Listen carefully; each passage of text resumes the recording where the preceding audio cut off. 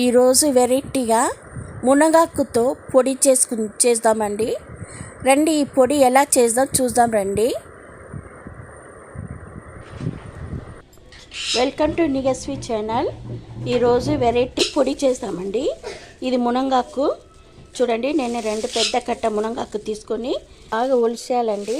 ఆ పుల్లలన్నీ లేకుండా ఒలిసేసి కడిగేసి ఒక తెల్ల బట్టతో ఆరేయాలండి. నీడకి ఆరేయాలి, ఎండలో పెట్టొద్దండి.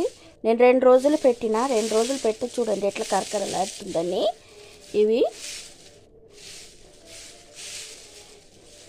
అలానే కరివేపాకు కూడా నేను గుప్పడంతా తీసుకొని నీడలనే ఎండపెట్టి చూడండి కరకరలాడుతుంది చూడండి. ఇప్పుడు దీంతో మనం పొడి చేసుకోవచ్చండి. మన అన్నంలో వేడి అన్నంలో వేసుకొని తినడానికి, దోశ ఇడ్లీలో కాంచుకొని తినడానికి మన పొడి చేసుకోవచ్చండి.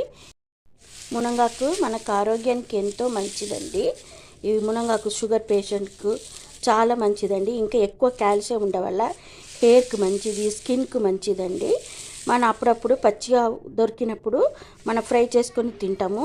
ఇలా మనం పప్పులతోటి కలిసి మన పొడి చేసి పెట్టుకుంటే డైలీ మనం అన్నం తింటప్పుడు 1 స్పూన్ పొడి వేసుకొని నువ్వుల నూనెనో లేకపోతే నెయ్యి వేసుకొని కలుపుకొని తినవచ్చండి. ఇది ఎంతో ఆరోగ్యానికి చాలా మంచిదండి. ఇప్పుడు మునగాకు పొడి ఎలా తయారు చేయాలో చూద్దాం రండి. మన మునగాకు పొడికి మనం మునగాకు ఫ్రై చేసుకుందామండి. కడిగి ఎండపెట్టి పెట్టినాం కదా. ఫస్ట్ మునగాకుని ముందే ఎండిపోయి ఉన్నది కొంచెం ఇట్లా ఫ్రై చేసుకోవాలా.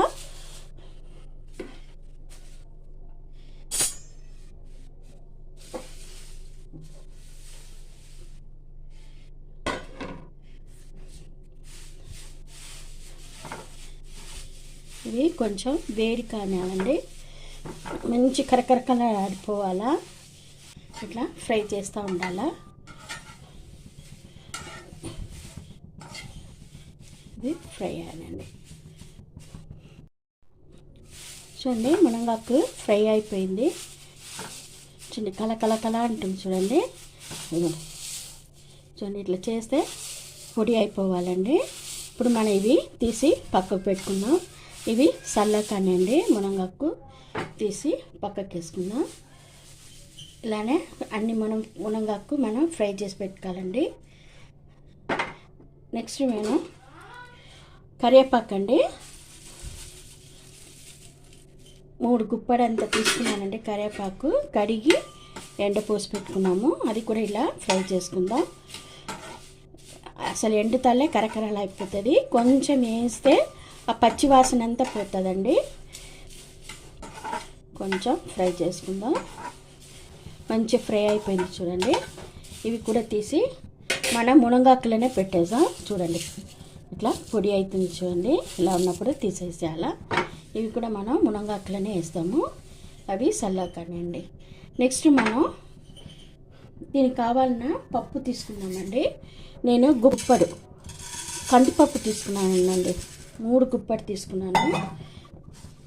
ఇలా గుప్పడు తీసుకుంటే 3 గుప్పడు వచ్చిందండి. అవి కూడా ఫ్రై చేద్దాం. కొంచెం ఇది ఫ్రై అయిపోయినాక దీంట్లో నేను ఒక చిన్న సొంటి అండి, ఇది నేను దంచి పెట్టిన, నేను మిక్సీలో వేయాలి కదా, అది కూడా దీంట్లో వేసుకుందాము. అలానే ఒక 5 ఎండుమిరపకాయలు, ఒక 3 స్పూన్ అండి, పెద్ద స్పూన్ తోటి 3 స్పూన్ ధనియా వేసుకుంటున్నా.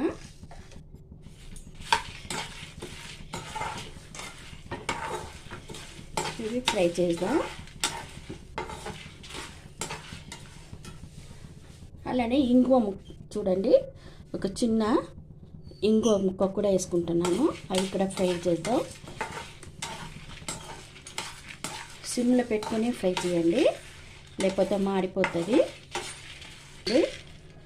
చూడండి 2 స్పూన్, ఇంకా కారం అన్నీ వేయను, 1 స్పూన్నరనే వేస్తా.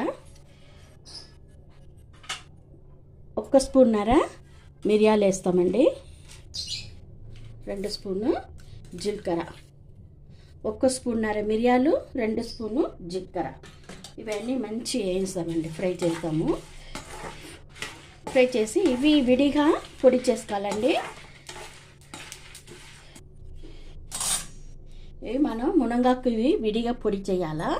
అలానే ఈ పప్పు దినుసులు కూడా కొంచెం బర్క్గా మనం పొడి చేయాలండి, మరీ పౌడర్గా పొడి చేయొద్దు. చూడండి ఇవన్నీ ఫ్రై అయిపోయింది. ఇట్లా కొంచెం బ్రౌన్ కలర్ వస్తేనే చాలండి. చూడండి ఇట్లా బ్రౌన్ కలర్ వస్తేనే చాలు. ఇవి ఫ్రై అయిపోయింది. ఇప్పుడు దీన్ని పక్కకు తీసేస్తామండి. ఈ పప్పుల దినుసులు కూడా చల్లగా కండి, ఇది మంచిగా చల్ల అయినాక మిక్సీ పట్టాలా. నెక్స్ట్ మనం ఎండి కొబ్బరి పొడి అండి, ఇది షాప్లో 4 స్పూన్ వేసుకుంటున్నానండి. 4 స్పూన్ వేసుకుంటున్నా. ఇట్లా కొంచెం ఫ్రై అయితే చాలు, స్టవ్ బంద్ చేసేస్తాం. ఆ వేడికి అది ఫ్రై అయిపోతుందండి.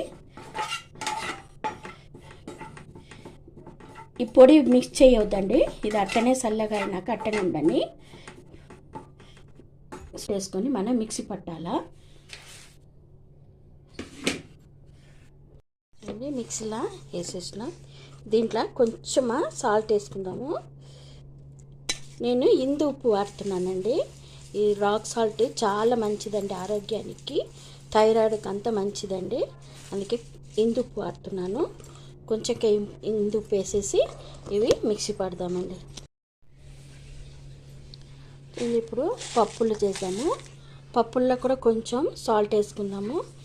ఇంతకనే మనం మునగాకులు వేసినాము, అలానే దీంట్లో కొంచెం సాల్ట్ వేసుకుందాం కావాల్సినది వేసుకొని ఇవి కూడా మిక్సీ పడదామండి. బర్క్ ఉండాలండి, మరీ పౌడర్గా వద్దు. చూడండి ఇలా ఉంటే చాలండి. ఇప్పుడు ఇవి తీసేసాము. చూడండి ఇలా